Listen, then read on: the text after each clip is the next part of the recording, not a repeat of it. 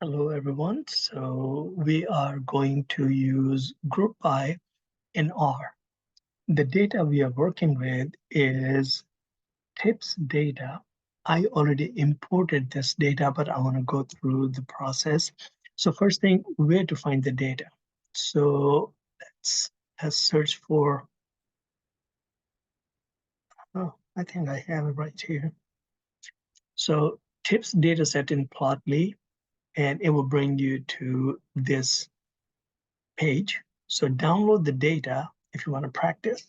I will also upload this data on GitHub. This is a toy data set, very popular and very easy to get. Okay, so get let's get going. So okay, so let's answer it. So I imported the data is right here. You can take a look at the data. These are the columns right here. Total bill, what was the tip, sex is gender, male or female, smoker or non-smoker, day, which days restaurant is open, time, lunch or dinner, size is the party of two, party of three, party of four, so on and so forth. So the question is how many days as a group, like how many Mondays, how many Fridays, how many Saturdays are there in the data set? So we're going to be using group by method. So I am using dplyr or dplyr library. So I already downloaded that right here. Okay, so it's working. Just show it to you. So see, is blue, is working, is downloaded, and is good to go. All right.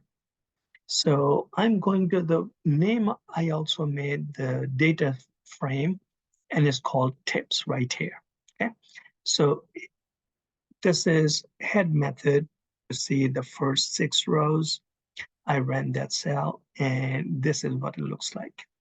Head method will give me first 6 rows of the data set, and that is what it looks like. Okay, I'm gonna clean this up. Now, what I'm going to do, I need to know how many each day as a group, how many are there. So I'm going to use group by method. So the name of the data set is, and then Control Shift M, M as in Mike. And you see this symbol is called pipe in simple English. Um, in simple English, you can translate this and then, okay? I'm gonna group by GROUP, group underscore, group by tab, and I'm gonna group by day because I want to know how many days are there as a group. Shift Control M will give me this pipe symbol, and then I'm going to count, and should do count. Let me try it. Okay, let's see what happens. Say Control Enter, and let me extend this window. As you can see, we have 19 Fridays, 87 Saturdays, 76 Sundays, and 62 Thursdays. What if we want to see all these values in descending order? What do we have to do? So we're going to use mostly of this code, but we're going to add one more. Let's try it. So tips, EIPS is the data. My piece, for some reason, is not working. Control Shift M will give me the pipe symbol. I'm going to group underscore by, and I'm gonna group by day. Control Shift M will give me the pipe symbol. And then I'm going to group by day, and I'm going to group by day. I'm going to count day, and Control Shift M will give me a pipe symbol. And then I'm going to use a method, arrange. Range, I want descending order of the values. Let's run this cell. Let's see.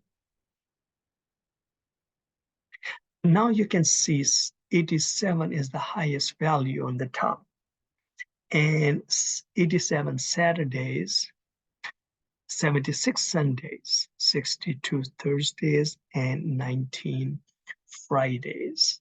How about if you want to see how many, you want to group by day and time, day and time. So let's see. As you can see, now we have day and time, and it's counting how many. So you see it right here. So you can use more than one column to group by. If you want to see how many male or female, so we can use sex columns. So we're going to group by day, then time, then how many male and female visited the restaurant. So let's run this code. And now let's analyze it. Here is the output window. So Fridays, dinner time, female and male. Friday, lunchtime, 4 females and 3 males. Then Saturday, then Sunday, and Thursday. So you can use group by method for one column, or you can use it for multiple columns. Okay, I hope this is helpful. Thank you very much.